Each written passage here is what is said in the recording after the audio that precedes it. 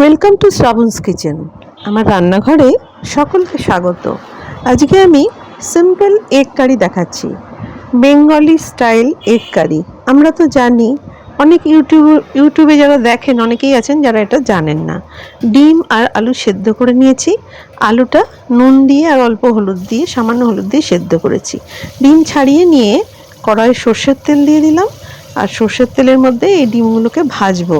ডিমগুলো একটা সুন্দর রং আসবে, সেই জন্য একটুখানি হলুদ তেলের মধ্যে দিয়ে তারপর ডিমগুলোকে ছাড়লাম। তেল গরম হওয়ার পর একটু হলুদ তেলে দিয়ে দিলাম। তারপরে ডিমটাকে মিডিয়াম আঁচে নাড়াচাড়া করে ভেজে নিলাম। তাতে ডিমের একটা খুব সুন্দর কালার আসবে, যেটা দোকানে আসে, দোকানের এগ কারিতে এরকম দেয়। এবার সেই তেলের মধ্যেই কিছুটা পেঁয়াজ কুচনো ভেজে নিচ্ছি। পেঁয়াজ কুচনোটা ভেজে নিয়ে কিছুটা পেঁয়াজ কুচনো আমি তুলে রাখছি। আর কিছুটা পেঁয়াজ আমি নিয়েছি, সেটা বেটে নিয়েছি, পেঁয়াজ আদা রসুন বেটে নিয়েছি। আর দুটো কাঁচা লঙ্কা ফাটিয়ে আর তার সঙ্গে একটা তেজপাতা দিয়ে সেটাকেও আমি সাঁতলে তুলে রেখে দিচ্ছি। এখানে বলে রাখি, 4টে ডিমের পরিমাণের জন্য আমি এখানে 3টে মাঝারি সাইজের পেঁয়াজ নিয়েছি।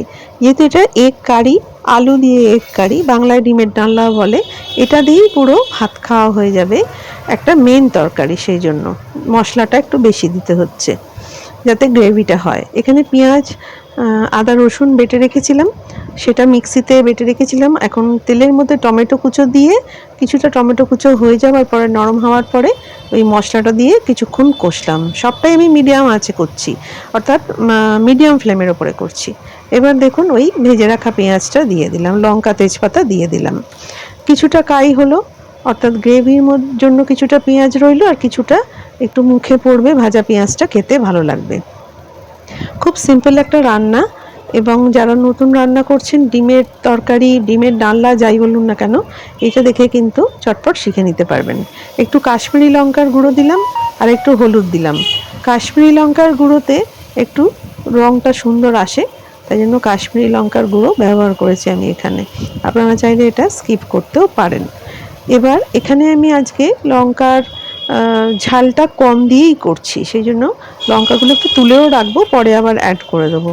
এবার দেখুন, সেদ্ধ করে খোসা ছাড়িয়ে রাখা আলু সামান্য নুন হলুদ দিয়ে সেদ্ধ করেছি। তো এবার নুনের পরিমাণটা দেখে সেই অনুযায়ী দিতে হবে। মশলা একটু নুন রয়েছে, আলুতে নুন রয়েছে, এবারে আমি নুনের পরিমাণটা সেই অনুযায়ী দেখে বুঝে দেব। আর ফ্লেমটা এখন মিডিয়াম করা আছে, সেই মিডিয়াম ফ্লেমের উপরেই এটা কষা হচ্ছে। এবার সামান্য জল দিয়ে দিলাম, যেহেতু তেলটা অল্প দিয়েছি, সামান্য জল দিয়ে একটু আমরা কষবো। এবং এখানে হাফ চামচের মতন, হাফ টিস্পুন চিনি দিয়ে দিলাম। যে সমস্ত বন্ধুরা আমার চ্যানেলে রয়েছেন এবং নতুন যোগ দিচ্ছেন, তাদের অনেক অনেক অনেক শুভেচ্ছা জানাই, এবং চ্যানেলটা লাইক শেয়ার সাবস্ক্রাইব করে দেওয়ার জন্য অনুরোধ রইল। অনেক সাধারণ রান্নাও আমি দেখাচ্ছি, আবার কিছু কিছু স্পেশাল রান্নাও দেখাবো, কখনো গানও দিই। সব মিশিয়েই আমার এই চ্যানেল। ভালো লাগলে অবশ্যই সঙ্গে থাকবেন এবং চ্যানেলটা শেয়ার করে দেবেন, তাহলে খুবই ভালো লাগবে। এবার দেখুন, কিছুটা ঢাকা দিয়ে মশলাটা কম আঁচের মধ্যে রান্না করলাম। এখন ঢাকাটা তুললাম, মশলার থেকে দেখুন তেলটা ছাড়ছে, আর কিছুটা জলও বেরিয়েছে যেটা ঢাকার গায়ে লেগেছিল। এতেই কি সুন্দর একটা কষা ভাব হয়ে গেল, খুব সুন্দর দেখতে লাগছে। এরবারে আমি জলটা দেব পরিমাণ মতো, যেরকম গ্রেভিটা খাবেন বা ডিমের ঝোলের মতন করে খেলে একটু বেশি জল দিতে হবে। এখানে আমি একটু জলটা বেশিই দেবো, যেহেতু প্রথমে বললাম যে ডিমের ডালনা বা ডিমের তরকারি দিয়ে ভাত খাওয়া বাঙালিরা খান, সেই জিনিসটা আমি করছি এখানে। জলটা এমন পরিমাণ দেবো যাতে একটু সবাই দু হাতা করে ঝোলটা পায়, বা ডিমের যে কারিটা হচ্ছে সেটা যেন মেখে খেতে পারে। এবার দেখুন, আমি গরম জল ব্যবহার করি, বেশিরভাগ ক্ষেত্রেই গরম জল, ফুটন্ত গরম জল করে আমার রাখা থাকে। কাঁচা জল না দেওয়াই ভালো, তরকারিটার টেস্টটা গরম জল দিলে বেশি ভালো হয়, এবং কাঁচা জল ফুটতেও টাইম লাগে, আর গরম জলের টেস্ট একটা আলাদা আসে। এবার দেখুন, আমি ওই লঙ্কা যেটা ফাটিয়ে দিয়েছিলাম, এবার আমি তুলে রাখছি। বাড়িতে ছোট মেম্বাররা থাকলে তাহলে কি হয়, ঝালটা খেতে পারবে না, তখন লঙ্কাটা তরকারিতে গন্ধটা, ফ্লেভারটা এলো কিছুক্ষণ, এবার তুলে দিলাম। লাস্টে আবার লঙ্কাটা যোগ করে দেবো, বড়রা ইচ্ছে মতন খেতে পারবে। এবার ঢাকা দিয়ে মিডিয়াম ফ্লেমেতে কিছুক্ষণ ফুটিয়ে নেব। ডিমটা দিয়ে তার সঙ্গে ফোটাচ্ছি, ডিমের ডালনা যেহেতু হচ্ছে। এখন সম্পূর্ণ তরকারিটা খুব সহজেই হয়ে যাবে। এবার দেখুন আমি শিলে গোটা গরম মশলা বেটে নিয়েছি, যেটা আমাদের বাঙালিদের গরম মশলা, এলাচ লবঙ্গ দারচিনি দিয়ে যেটা আমরা করি। আর একটা প্যাকেটে পাওয়া যায় শাহি গরম মশলা, তার ফ্লেভারটা আলাদা, সেটাও আমি ব্যবহার করি।